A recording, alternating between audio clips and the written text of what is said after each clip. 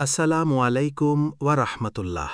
আশা করি আল্লাহর অশেষ রহমতে আপনারা সবাই ভালো আছেন। স্বপ্নে আমরা অনেক কিছুই দেখি, কিন্তু সব স্বপ্নের অর্থ এক হয় না। তবে কিছু স্বপ্ন আছে যা আমাদের ভবিষ্যতের ইঙ্গিত দেয়। আপনি কি কখনো স্বপ্নে নিজেকে নামাজ পড়তে দেখেছেন? কিংবা দেখেছেন নিজের বা অন্যের বিয়ে হতে? আজ আমরা জানব ইসলামী দৃষ্টিকোণ থেকে এই গুরুত্বপূর্ণ স্বপ্নগুলোর ব্যাখ্যা কী। স্বপ্নে নামাজ পড়ার ব্যাখ্যা। সাধারণভাবে নামাজ দেখা।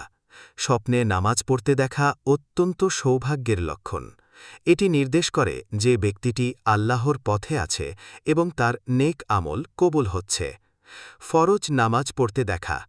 যদি দেখেন আপনি জামাতে বা একা ফরজ নামাজ পড়ছেন, তবে এর অর্থ হল আপনার ওপর অর্পিত কোনো দায়িত্ব বা আমানত আপনি সফলভাবে পালন করবেন। এটি ঋণ মুক্তিরও লক্ষণ হতে পারে। কাবা শরীফের দিকে মুখ করে নামাজ। এটি নির্দেশ করে যে আপনার ঈমান মজবুত এবং আপনি সঠিক পথে পরিচালিত হচ্ছেন। নামাজে ভুল হওয়া। যদি দেখেন নামাজে ভুল করছেন বা নামাজ শেষ করতে পারছেন না, তবে বুঝতে হবে আপনার ইবাদতে বা দুনিয়াবি কোনো কাজে ত্রুটি রয়ে গেছে, যা সংশোধন করা প্রয়োজন। স্বপ্নে বিয়ে দেখার ব্যাখ্যা। নিজের বিয়ে দেখা। স্বপ্নে নিজের বিয়ে হতে দেখা বিভিন্ন অর্থ বহন করে। অনেক সময় এটি নতুন কোনো দায়িত্ব পাওয়া বা মর্যাদাবান হওয়ার সংকেত দেয়। অপরিচিত কাউকে বিয়ে করা। যদি দেখেন অপরিচিত কাউকে বিয়ে করছেন, তবে এটি জীবনের কোনো বড় পরিবর্তন বা রিজিকের নতুন দরজা খোলার ইঙ্গিত হতে পারে। মৃত ব্যক্তিকে বিয়ে করা। যদি কেউ স্বপ্নে দেখে সে কোনো মৃত ব্যক্তিকে বিয়ে করেছে, তবে এর অর্থ হতে পারে এমন কোনো অসাধ্য কাজ যা সে হাল ছেড়ে দিয়েছিল তা সম্পন্ন হবে। বিয়ের উৎসব, গান বাজনা ছাড়া।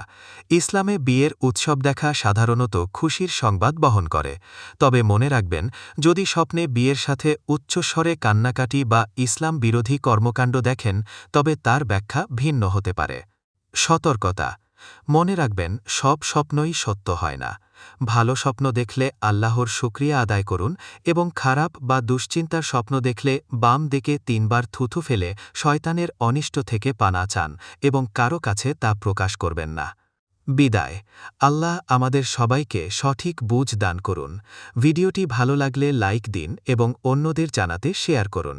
আমাদের পরবর্তী ভিডিও পেতে চ্যানেলটি সাবস্ক্রাইব করে সাথেই থাকুন। আল্লাহ হাফেজ।